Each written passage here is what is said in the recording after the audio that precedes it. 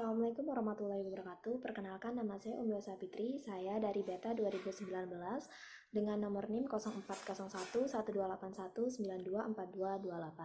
Saya akan menjelaskan mengenai skenario B sebagai tugas Osoka. Berikut adalah skenario B. Tuan A 18 tahun datang ke klinik Unsri karena mengeluh badan dan mata yang terlihat kuning sejak 1 hari yang lalu. Awalnya, sejak 1 pekan yang lalu, Tuan A mengalami demam. Ia juga mengeluh mual, muntah, dan tidak nafsu makan. Tuan A merasakan nyeri di perut kanan atas. Saat BAB, warna tinja seperti dempul dan warna urin seperti teh pekat.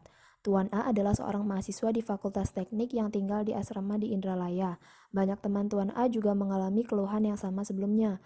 Riwayat imunisasi dasar Tuan A lengkap. Pemeriksaan fisik, tanda vital, sensorium, kompos mentis, tekanan darah 120/70 mmHg, heart rate 96 kali per menit, respiratory rate 20 kali per menit, temperatur 37,9 derajat Celcius, status lokalisata, skala ikterik positif, abdomen hepatomegali positif, dan nyeri tekan di daerah hipokondrium kanan positif.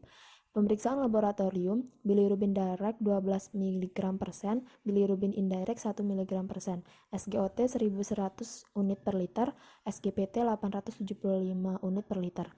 Dokter menyimpulkan bahwa Tuan A mengalami hepatitis virus akut yang kemungkinan disebabkan oleh infeksi virus hepatitis A. Adalah concern yang telah saya tentukan.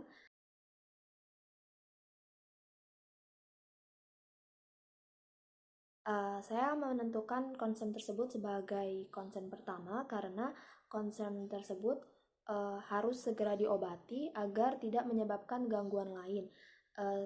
Setelah itu, concern tersebut adalah yang menyebabkan Tuan A datang ke klinik. Jadi saya akan menjawab analisis masalah 1 nomor 1, bagaimana fisiologi sekresi empedu. Jadi, sel darah merah yang sudah rusak akan difagosit di hati. Hemoglobin pada eritrosit akan dipecah menjadi hem dan globin. Hem mengalami oksigenase membentuk biliverdin. Biliverdin direduksi menjadi bilirubin bebas yang akan disekresikan ke kanalikulus biliaris, lalu ke septum interlobaris dan berakhir di ductus biliaris. Setelahnya, biliverdin yang berada di ductus biliaris akan dibawa ke ductus hepaticus, lalu ductus biliaris communis. Bilirubin dibawa ke duodenum dan ductus cysticus, lalu ke vesica vilea. Lalu pertanyaan kedua dari analisis masalah 1 adalah bagaimana mekanisme badan dan mata menguning.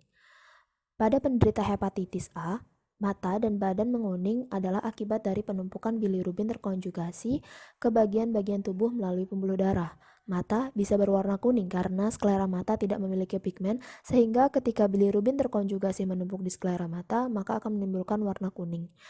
Lalu palmar akan berwarna kuning juga karena tidak terdapat banyak pigmen seperti di bagian kulit lain.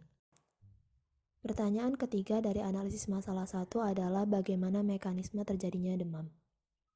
Demam pada penderita hepatitis A dapat terjadi karena sel darah putih terstimulasi oleh endogen dan eksogen, sehingga sel darah putih menghasilkan pirogen endogen.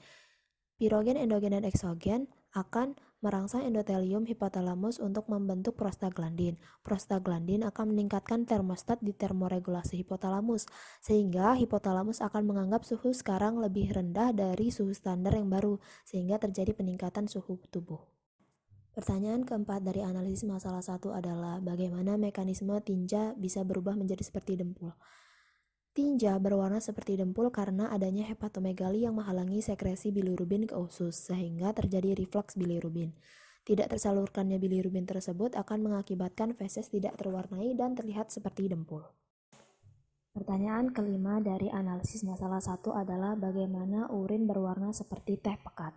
Jadi, urin berwarna teh pekat karena bilirubin yang tidak disekresikan ke usus tadi masuk ke pembuluh darah yang akan difiltrasi dan menjadi urin di ginjal.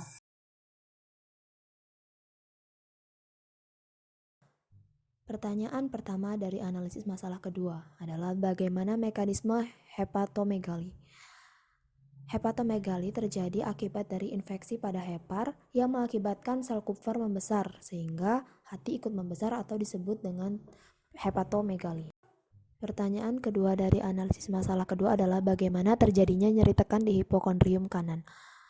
Jadi, nyeri tekan pada hipokondrium kanan adalah akibat hepatomegali, sehingga terjadi peregangan otot-otot visceral, yang mana otot-otot visceral ini sensitif terhadap peregangan sehingga terasa nyeri. Pertanyaan pertama dari analisis masalah ketiga adalah, mengapa Tuan A masih dapat mengalami hepatitis A padahal beliau sudah melakukan imunisasi dasar? Imunisasi dasar perlu diketahui bahwa imunisasi ini adalah untuk hepatitis B. Jadi, seseorang yang diimunisasi dasar tetap akan dapat mengalami hepatitis A. Pertanyaan kedua dari analisis masalah 3 adalah bagaimana patofisiologis hepatitis A. Jadi, hepatitis A adalah penyakit liver yang disebabkan oleh virus hepatitis A. Virus hepatitis A merupakan partikel dengan ukuran diameter 27 nanometer dengan bentuk kubus simetrik tergolong virus hepatitis kecil, termasuk golongan picornavirus. Ternyata hanya terdapat satu serotip yang dapat menimbulkan hepatitis pada manusia. Dengan mikroskop elektron terlihat virus tidak memiliki mantel, hanya memiliki suatu nukleokapsid yang merupakan ciri khas dari antigen virus hepatitis A. Kesimpulan dari skenario B adalah Tuan A mengalami hepatitis A akut. Baiklah, saya akan menjelaskan kerangka konsep mengenai skenario B. Tuan A berusia 18 tahun, seorang laki-laki, mengkonsumsi makanan dan minuman yang terkontaminasi virus hepatitis A. Virus tersebut masuk ke saluran pencernaan dan diabsorpsi, serta virus hepatitis A mengalami penetrasi ke mukosa lambung dan usus. Lalu, virus hepatitis A masuk ke vena porta, sehingga virus hepatitis A menginvasi parenkim hepar. Invasi tersebut menyebabkan aktivasi sistem imun, sehingga menyebabkan infeksi. Infeksi tersebut berakibat pada sekresi sitokin yang menyebabkan perubahan oleh hipotalamus dan berujung pada demam. Infeksi tersebut juga berakibat pada penghancuran sel hepatosit yang terinfeksi oleh imun sehingga terjadi hepatomegali. Selain itu, infeksi juga menyebabkan penyempitan sinusoid biliaris. Penyempitan tersebut mengakibatkan bilirubin tidak disekresikan ke duodenum sehingga terjadi gangguan metabolisme lemak dan terjadi refleks mual muntah dan tinja berwarna dempul. Penyempitan sinusoid biliaris juga mengakibatkan bilirubin dikembalikan ke sinusoid sehingga bilirubin disirkulasikan ke seluruh tubuh. Akibat dari sirkulasi ke seluruh tubuh tersebut, filtrasi pada ginjal akan mengandung bilirubin sehingga urin berwarna seperti teh. Bilirubin yang disirkulasikan ke seluruh tubuh akan masuk ke bagian tubuh dan terlihat pada bagian tubuh yang tidak berpigmen kuning. Sekian penjelasan skenario B dari saya, kurang lebihnya saya mohon maaf, kepada Allah saya mohon ampun. Billahi taufiq wal hidayah. Wassalamualaikum warahmatullahi wabarakatuh.